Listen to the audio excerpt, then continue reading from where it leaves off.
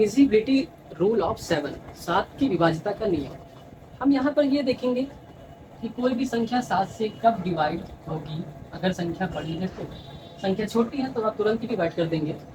सबसे पहले हम छोटे नंबर की बात करते हैं। यदि संख्या छोटी हो, ये छोटी संख्या है, ये बड़ी संख्या है। यदि संख्या छोटी है तब संख्या के अंतिम अंक को 2 से गुणा करके, ठीक है, अंतिम अंक को 2 से गुणा करेंगे। फिर उसके बाद में संख्या के शेष भाग से घटाते हैं।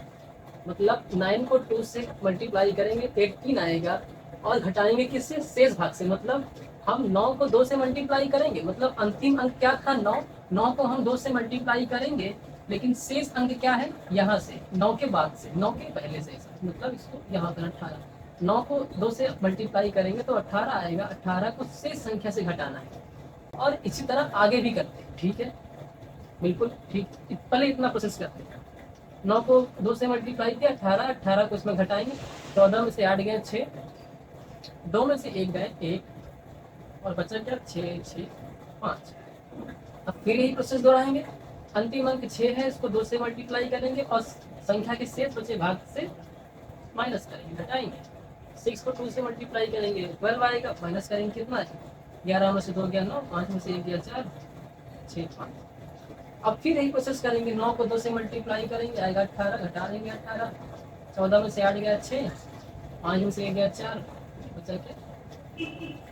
इतना। अब फिर यही काम करेंगे। फिर इसको हम 2 से मल्टीप्लाई करेंगे, 2 से मल्टीप्लाई करेंगे, आएगा क्या? 12। ठीक है, 12 को शेष संख्या के शेष भाग से घटाएंगे। 4 में से 2 हटाएंगे, 2 आएगा। 5 में से 1 घटाएंगे, 4 आएगा, 42। अब जो 42 है वो 7 से भाग होता है ना। हाँ, यहाँ तक की बात हमने कर ली। अब आया क्या कह रहा है? घटाते हैं और इस तरह आगे भी करते हैं। ठीक है, यदि परिणामी संख्या क्या है? परिणामी मतलब रिजल्ट वाली संख्या, रिजल्ट जो आया, संख्या 7 से विभाजित है तो वास्तविक संख्या भी 7 से विभाजित होगी।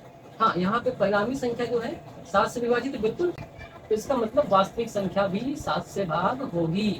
ठीक है, ये हम समझ गए। अब आते हैं अपनी 2 रूल है। मतलब इस ऐसे भी कर सकते हो और ऐसे भी कर सकते हो। ऐसे कब करना है? जब संख्या छोटी हो। ऐसे कब करना है? जब संख्या बड़ी हो। ठीक है, बड़ी है तब क्या करेंगे? संख्या के दाईं ओर से, दाईं मतलब राइट साइड से, दाईं ओर से 3-3 अंकों का युग्म बनाते हैं।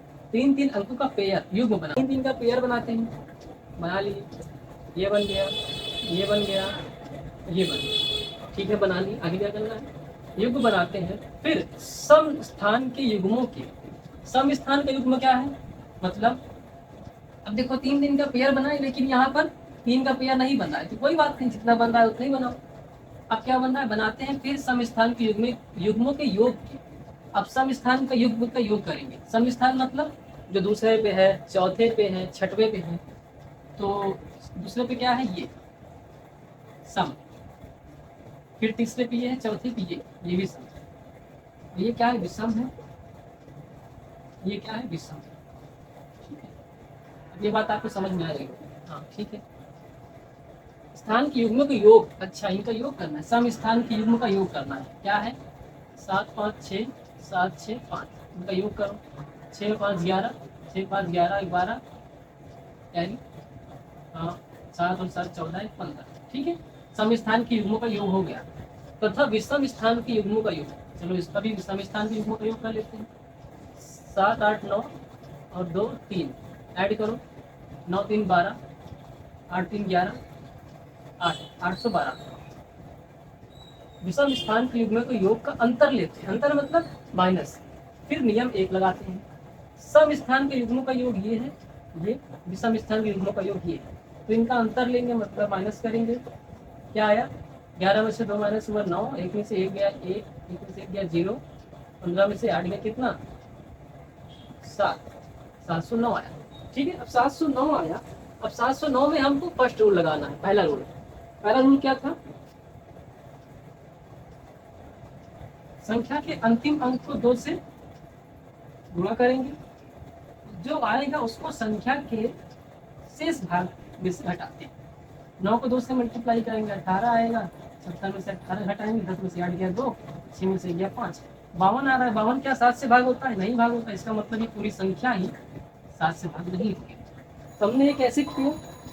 सबसे पहले दाईं ओर से, राइट साइड से 3 3 डिजिट का पेयर बनाया, 3-3 अंकों का योग बनाया, फिर जो इवन प्लेस पे हैं उनको ऐड किया, जो सम स्थान पे हैं उनको ऐड किया, फिर विषम स्थान के युग्मों का जोड़ किया, ऐड किया, फिर दोनों का अंतर निकाला।